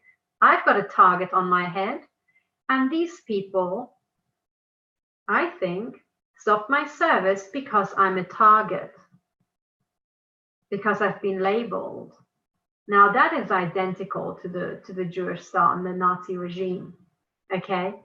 And for this reason, WordPress terminating my website for no reason at all is discriminatory. Because for paying company, there never is no reason at all. Because we're not talking about, you know, some hysterical person making, you know, spur of a moment decisions. That's for no reason at all. The company always terminates a paying customer that gives you kind of free money, right, for a service that's already set up. A paying customer is always terminated for a reason. If they don't want to say the reason, it's because it's unlawful and it's always discriminatory. I'm not even allowed to know that they're terminating me because I'm the modern day equivalent of being Jewish, right? That's discriminatory. It's even more discriminatory. You're not even told why. We're just terminating the service because you are you. That's pretty personal, right? So when I got that, at first I thought, oh, fuck, right? There we go again. And then my second thought was always like my uncle said, you mustn't react emotionally, you just have to sue them. And that's exactly what I'm going to do, because frankly, I do not believe for a second that my website was terminated right now, just 1 or 2 weeks before my court case being filed, right? With all the logs, I mean, the public entries about chips and a million other things, right? Disappearing off the web. Now, by the way, you can still find it. If you're desperate for details, you can still find copies of my old website on the Wayback Machine. So just Google, or search, rather, internet search for Wayback Machine, and you will get through to the archive.org/web, I think. I think that's the URL. And that is the web archive. And there, just type in stop007.org and you will find copies of my website. Okay, you just have to pick the date and so on. So hang on, let's just do it together, because I know you guys are too freaking lazy to actually, you know, do it. And then you'll be like, what? What's this Wayback Machine thingy that she keeps talking about? Okay, so use type into Google or your favorite search engine. Let's just share my screen. Okay, this is how you find my old website. There are several ways to find my old website, and this is one of them. Okay, so you type Wayback Machine, and then you click on archive.org, right, /web here. And this is what it should look like. And there you type stop007.org. Okay. And then you say browse history. It will take some time. And then you can see my website was first captured in 2016 when I first opened it. And I had it for almost 3 years. And here you can see the captures, and then you can go click on 2019 to get the most modern version. And then you can see that the latest copy of it, right, was on the 21st. And then you can have a look at the snapshot. So if you are desperately missing some documents or want to remind yourself of something, thanks to the Wayback Machine, which some clever people put in place, right, there you have my website with all the links that you could possibly want. Okay, there we are. It's still up there, everything. And actually the most important thing, the affidavit collection. Let's just check if that works as well. If it doesn't work, I will show you where to find it. But lo and behold, it's there. Okay, it just takes some time to load because it needs to be dug up from an archive. But here it is, and there you have the documents. So if you click on explanatory notes, oops, that one is not there. Now, if you think, shit, it's not there, remember what you can do is you can type in, hang on, let's go back to the same window here. You can type in the URL jointinvestigation.org. And remember, this was my backup site, which is still up online. You go to appeals, okay? And then you have the appeals for affidavits, and then you have here the international affidavits uploaded. So on the jointinvestigation.org website, you, of course, will find the explanatory notes down there, just as before. Okay, so joint investigation, there it is. Okay, and the main affidavit template as well. And then if you go back, you can find the international affidavits that have already been uploaded. And this is why I uploaded it in 2 places, because I already expected the bloody sabotage. Okay. So that's another corner, and I just cannot believe that I'm being attacked by Ramola. And then, you know, I think a week later, I have to check the precise dates, but it's pretty close. So my website was shut down. Oh, well, you know, it's a bit more than 2 weeks. So Ramola and Barbara Hartwell published this on August 27th. I think a week before that, I was interviewed by Frank Allen. And then, you know, on the 14th of September, my website is shut down. It's kind of like, you know, a bit too much. Why am I being battered like this from all directions right now? And the answer is because we're going towards court cases, right? And now the shit is hitting the fan big time, okay? And the other thing I would like to report, and I also know that this is the same for many, many, many, many victims, okay, is that the assaults have gone brutal, absolutely brutal. I'm cowering every night in bed. I'm being gunned in the head with light flashes going through my eyes. Literally what they also do is send these shots, you know, the little movie clip where I'm shot in the face and the foil just goes whack with a loud sound. When those shots hit you, it is painful, but the shot kind of spreads through your whole body. And it's those kind of shots that they were hammering my heart with. So should anything happen to my heart, you should all know that I've been hammered in the heart by directed energy weapons, by a weapon system under the command and control of Philippe Rebord here in Switzerland. So anything to do with military weapons hitting me is ultimately the problem of Philippe Rebord, who refuses to stop it. And it's also the problem of Jean-Philippe Gaudin, the head of the Swiss Secret Service. So these 2 people here in Switzerland on the ground, Rebord and Jean-Philippe Gaudin, these 2, it's their fucking problem and it's their fucking fault, right? After all these years of reporting it, remember on the 15th of March 2017, I personally walked into the HQ of Swiss Intel and I told them to cease and desist. I talked to them, I think, for an hour and a half, right? Pretty clear message. So from that moment onwards, it was at the time Markus Seiler, and it's now Jean-Philippe Gaudin's personal fucking problem what happens to me. And everything that happens to me will be his big fat legal liability, okay? But also there's vicarious liability because I have been sold by MI5 and MI6 to the Swiss. I am their mutilation slave, but I started as a mutilation slave in the UK. Okay, before that, I grew up in the British controlled zone of Germany, okay, which is also MI6 controlled. So ever since I fled the communist system and ended up in the West, I was always the problem of MI6. Whatever the fuck happens to me, I will be the legal liability of MI6. That's just how it goes, okay? So I was implanted by MI5, whatever, you know, small differences, couple of officers down, right? But as soon as you go abroad, the body area network that British Intel put into me is the problem of MI6, right? So the current head of MI6, well, they haven't contacted me about my application yet, so I presume that Alex Younger's still holding on desperately. You know, it won't be long, because I will personally try to get him dislodged from his, you know, position.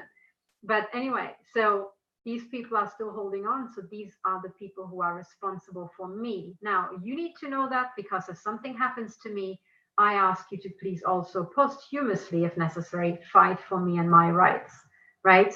I still have a family out there. They also need to be protected. But also, I'm explaining this to you so that you, in whatever country you are, you know exactly whose fault it is that you're being targeted. If you are a national of that country and are targeted in that country, it is the fault of the head of domestic intel, as well as the head of the military, if you're being shot at with military weapons. Ta-da! Those are your defendants in court.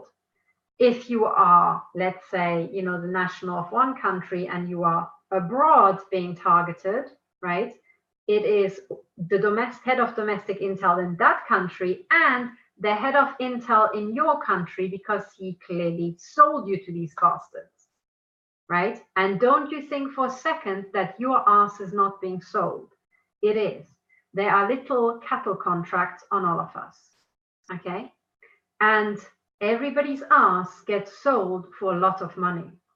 So people can't just randomly damage property that brings somebody money, right? So you as a piece of cattle and me as a piece of cattle, we can't just be slaughtered by any hillbilly. No, we are owned by somebody, and then this person can lease us out. We can be rented out to be raped and mutilated over there by somebody else, but there will be contracts on all this, and money will be exchanging greedy little hands, you know?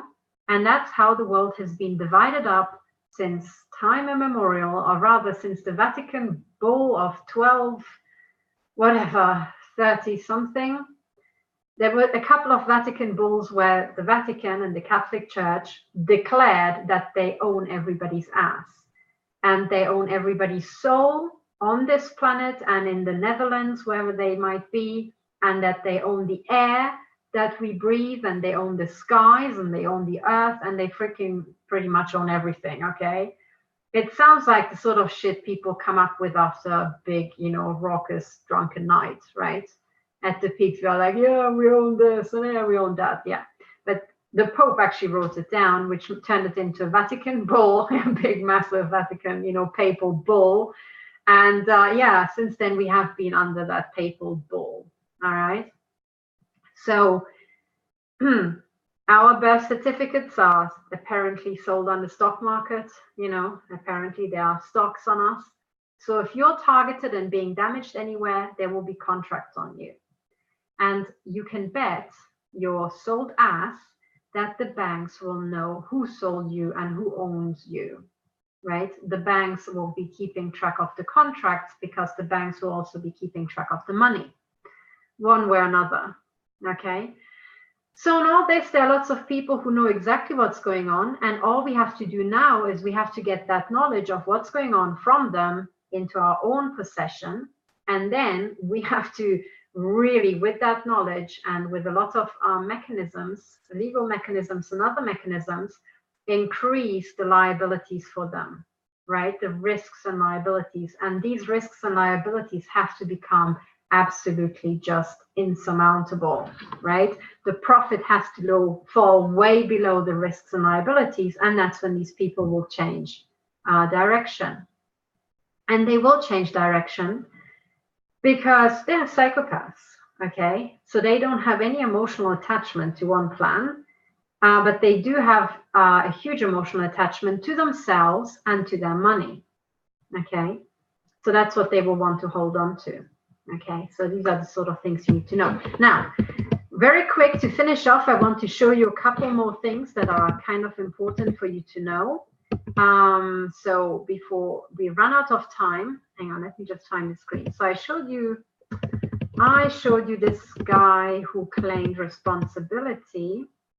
Now, what I wanted to show you, oh yes, so two things. Now, first of all, one thing that you should know, and I asked the, hang on, let me just bring up one thing, okay, because this is important education.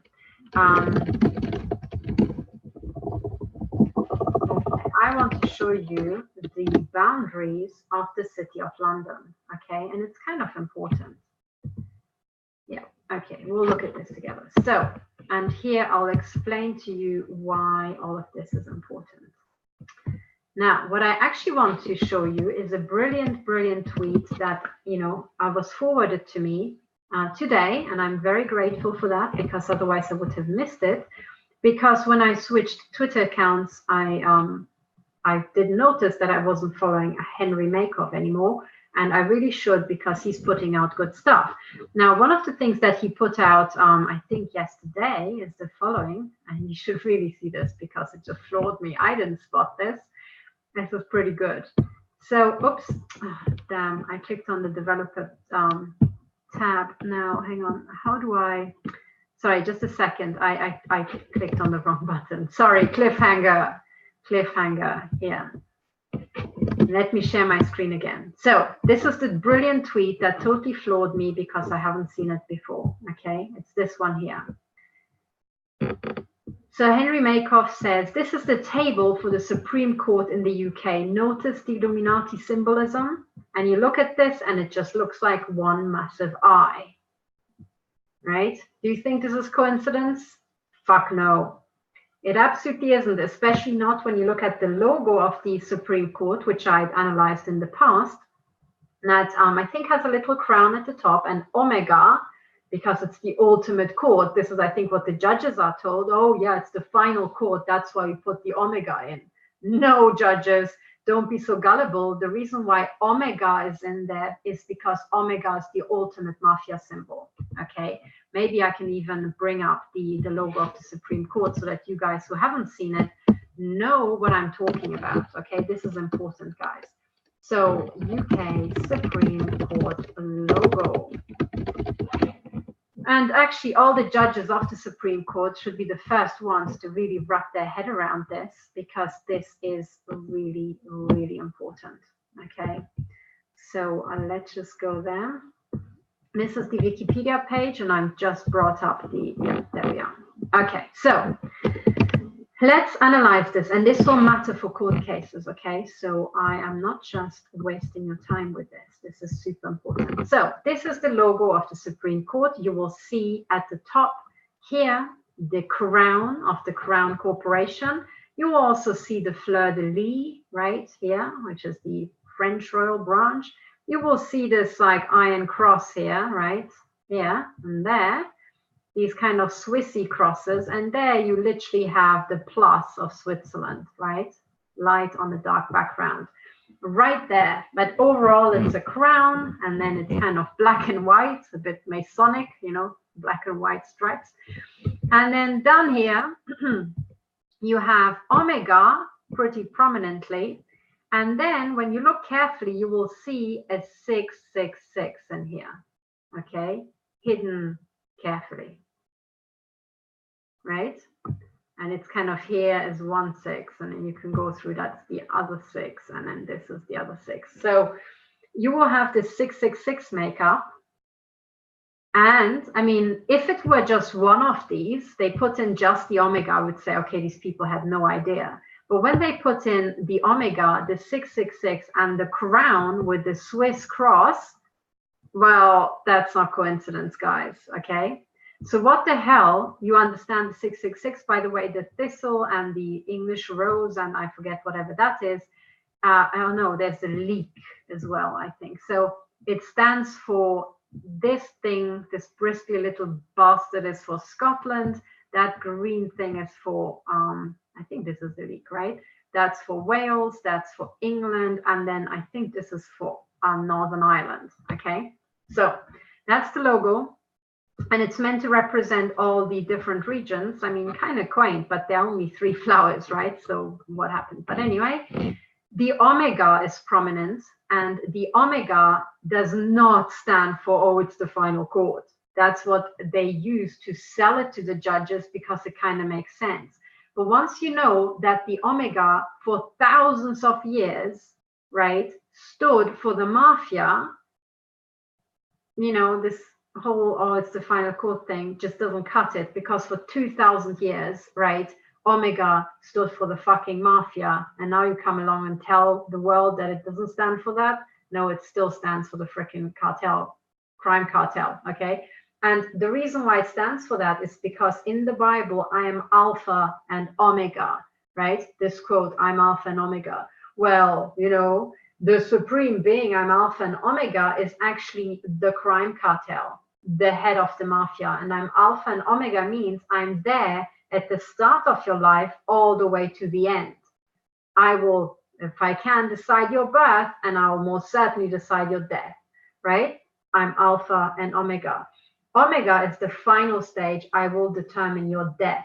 Now, when a court says in your face, big fat font, we will determine your death because, hey, bitches, we are Alpha and Omega. We're like the head of this bit of the mafia. It really isn't funny. And then when you can see the 666 in the middle and the Crown Corporation logo on top, it's like a triple punch in the stomach. And you think that's a bit much. So for this reason, already the logo of the Supreme Court is pretty satanic. It is cartel, right? And now when I saw that already the arrangement of the tables is in the shape of the all-seeing eye, well, that really is smoking gun, okay? Because all these things cannot possibly be coincidence. It's not coincidence. Now, what I was told by the person who forwarded me this, he said, are you sure you want to go to the Supreme Court? Because look how satanic they are. I mean, all the Illuminati symbols are there, right? And I said, yeah, I know. I've already spotted the Omega and the Crown logo, the Crown Corporation logo, and the 666. I didn't spot this. But we're not going to the Supreme Court. We're going to the High Court. Okay, and the High Court is many more judges at the bottom. And also, we are going, when you're taking a civil case, to the Queen's Bench Division. The Queen's Bench Division. You can look it up, all the different divisions in the London Royal Courts of Justice. Now, in terms of the crime cartel, okay, which division it is might be much more, I mean, historically important than you realize. And that is because of the boundaries of the City of London. These are, you can actually, you know, search for City of London Google Maps, and then you will see the outline of the City of London inside Greater London. And you can look this up. It is right there. And this, ladies and gentlemen, is the extraterritorial area hidden inside the heart of Greater London. So London overall is this big structure here. Well, no, actually this much. This is the M25, and that is officially the outer perimeter of London, this motorway, the M25. So this is Greater London. Depending on who you ask, it incorporates, I think, 10 million people or 12 million people even. Somewhere around there. And then when you zoom in, there's this tiny little area called the Square Mile, and that's the City of London, which is not part of the United Kingdom. It is Vatican territory, and it's a hidden tax haven at the heart of London. And when you look carefully, you will see that it incorporates a bunch of things. Number one, the Tower of London, then something called Two Temple Place, and all these temples. Fleet Street, that's the press. So don't be surprised if the press is not really working for Britain. It also incorporates St. Paul's Cathedral and a bunch of other things. The Guild Hall, right? The Guild and so on. But down here, it also incorporates part of the Royal Courts of Justice. And that is because, look at how the boundary has a kink. Can you see this kink? And they want you to believe, here's the Royal Courts of Justice, and they want you to believe that the city literally went up like that, would have hit the Royal Courts of Justice, and then they were like, no, let's just take a detour, okay? Let's just use this lane, right? Now, the way you can tell that this is bollocks is, first of all, by looking where this pub is, called the Knights Templar. It's outside the boundary. Would a pub called the Knights Templar not be in the City of London, but outside? I don't think so. So the boundary certainly comes up to this. You wouldn't cut through houses, so it certainly comes up to this little street. Once you're in this little street, wouldn't you just include at least a slice, maybe half a building of the Royal Courts of Justice? Let's just look at the architecture. There seems to be, oops, the previous image was slightly better. Here, Royal Courts of Justice. It seems to be that you have this big, block, and then you've got a side wing. Wouldn't the City of London maybe want to have a slice of the action? Maybe this building here, maybe? Or maybe they would want a slice of the whole action and have the big block. Okay, now what if they have the big block and the side wing? Well, it still leaves a detached building that's on purpose detached. Now, guess where the Queen's Bench division is? It is in this building. It is in this building. So this is Queen's Bench, so the Queen's Court, and then it leaves one to wonder what the rest is, right? So if this was the Queen's, what's that? I would say that's the Crown Corps, the Crown Corporation's court. By the way, the Crown Corporation also includes here the so-called Rolls building, which now has the commercial court. Now, the commercial court, money, money, money, most certainly lies within the boundaries of the City of London. Okay, you might think this is TV for reading. It really frickin' isn't, because this is the big complex human system that we're actually dealing with in its most ancient structure. And down here, Middle Temple, Temple Church, these are the Knights Templar people, okay? The Knights Templar, there's the pub, right? And then you've got the Honorable Society of Lincoln Inn up there, and so on. So if I had to make an educated guess, the City of London most certainly extends at least to the Royal Courts of Justice, right? I think this is the old boundary. Now, or, maybe that building, right? I mean, if you look, this boundary seems to cut through that building, right? Maybe this was the old boundary of the City of London, and those courts of office buildings were theirs, and then there was some central court, But anyway, these ancient boundaries are terribly important because the land ownership never changed hands. So if this stuff was extraterritorial 1,000 years ago, it is extraterritorial now. And with extraterritorial, I mean that this area has its own police force and its own tax laws, and the Queen has no right to be there. Once per year, when she visits the Guildhall, I think she's, carried from Buckingham Palace up the Strand down to here, and then she's dropped off down there at this junction where the boundary dragon is. Let me just switch to satellite view. The boundary dragon, oh, it's here. That's the boundary dragon. Yeah, this guy. And I will show you the boundary dragon in a moment, but let's just zoom out a bit. So if the boundary dragon is here, look, that's exactly what I said. These buildings are lined up with the boundary dragon. This arm of the Royal Courts of Justice, right? That's where the boundary dragon is. I think this used to be the stuff owned by the Crown Corporation, and that may be the old court buildings. Well, now they've taken this over, and the Queen's Bench stuff is down there in this side building. That's where I stood before these three judges. It was in this wing. So now the question is, does this building fall in the City of London, or does it not? That's the real question. Is this the Queen's stuff, or is it the Crown Corporation stuff? Small difference, you might say, but actually it's not that small, because this is part of the United Kingdom. This bit absolutely isn't. So when you're litigating commercial law up here in the Rolls building, up there, okay, in the brand new court building, you are litigating in a foreign country. In a foreign country, the laws of which are not written down anywhere that are accessible to you. So if you're being fucked over, don't be surprised.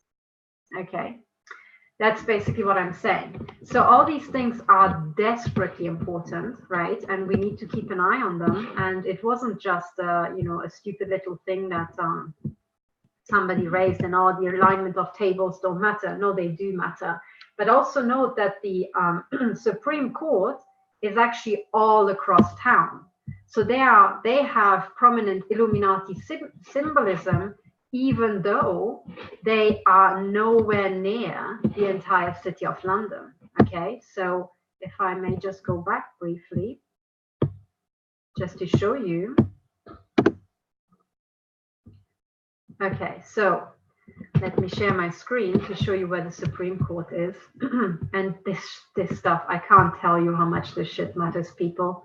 It really matters more than you realize. So this is the City of London. We were right here discussing this little kink down here where it goes up straight and then seems to take a detour, a very odd detour. And I was saying, actually, I would expect the boundary to go up straight. Okay, that's what would make sense to me. But the Supreme Court building is right down here around the bend next to Big Ben. It's here on Parliament Square. That's where it is, okay? So if we zoom in, this is Big Ben, the Palace of Westminster. Then there's this big square with the Churchill statue. By the way, this is where every Wednesday there's a TI protest, if I remember correctly. It's here on Parliament Square. And this, ladies and gentlemen, this building next to Westminster Abbey, this corner is the Supreme Court. Okay, that one. Oops, no, that's not the City of London. Middlesex Guildhall, that's now the location of the Supreme Court. If I drop down there,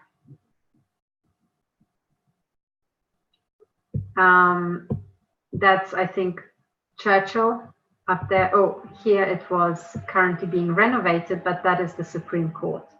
Okay, it's this building down there. Oops, damn it. This is Westminster Abbey. So this is important, okay? That's why I'm taking so much time. You need to be able to travel to London. Oh, this is Parliament, this is Big Ben, big lawn where the TI protest has been happening weekly, right opposite the Supreme Court with the satanic Illuminati symbolism. So if the Supreme Court judges look out of the window, they can see the targeted individual protest every week. If the parliamentarians look out the window, they can see the targeted individual protest every week, right? Unfortunately, these people have Illuminati symbolism, and I bet you will find it in there as well, right? Masonic symbolism. So that's where we are, people. But remember that even though I'm more than aware of this, right? We just have to keep going in and keep turning the machine. Now, what has happened is that the criminals, the other side, have been turning the machine, and this is how we ended up in this situation. We have to turn the machine back, right? The other way. And I will leave you with the following news bite, okay, because I talked long enough today, about people who are trying to turn the machine the right way. And this is Robert F. Kennedy Jr. claims to know who really killed his father and is out to prove it. Okay, read this article. This is on Activist Post. Okay, and I wholeheartedly support this effort, right, to actually find out who really killed Kennedy. And I also remind everybody that you don't have to try too hard. You can just request the data from the CIA. They will know who killed Kennedy. A bunch of people will know who killed Kennedy, a bunch of institutions, okay, but the CIA for sure, because they did it. But anyway, So why the CIA? Because the CIA is the Crown Corporation. It was in their interest to get rid of Kennedy. Okay. And it's also the Crown Corporation that seems to be targeting all the Kennedys ever after. Why are they targeting all these people? Well, it's because targeting is generational. And I have proved that using the victim affidavits, which you now know where to get on the jointinvestigation.org website. Okay, so this is how all this connects. So anyway, I talked way too much for way too long. Oh my goodness, it's almost 3 a.m. So this is my update. I'm sorry that I was out of touch for so long. I was trying to get a lot of work done, and I have a lot of news, but I will talk about the news later when the projects have completed. Okay, so I was very, very, very, very busy, and I was targeted after, after I got the project done, I was targeted into oblivion. And I was crawling around, barely able to walk and barely able to cope, and most certainly unable to sleep for days and days on end. So that's why I couldn't actually come public before, because I just didn't have the strength. But it doesn't matter, keep turning the machine, and keep thinking about how to create the biggest, risk and liability to these people that they have never seen before. So there we are. Thank you so much for listening. I'm sorry about the sound quality. I'll try to get back, to something more workable. And all the victims, please hang in there. And remember that there are many, many more people out there who genuinely love you and care about you than you will ever know. Okay? There's always a huge silent mass who really cares about you. If they only knew what is happening to you, they would help you. Because they are the good people, they have all this extra capacity. And should you have any extra capacity to help somebody, please do, because that's also how you ratchet up the system. You help people up, right? You do what you can. And this is how we're going to get higher and higher. And I've just recently wrote that to somebody. Always remember that you have so much more capacity to help than you realize. Remember that, okay? So you can always sort something out really easily that might be impossible for somebody else to do right then and there, because you have the means and they don't. When this situation arises, please help. Okay, there we go. Now, I have given you the biggest secrets for now that you need to know about complex human systems. Use your knowledge wisely, and let's move forward. Thank you very much for listening, and bye for now, everybody.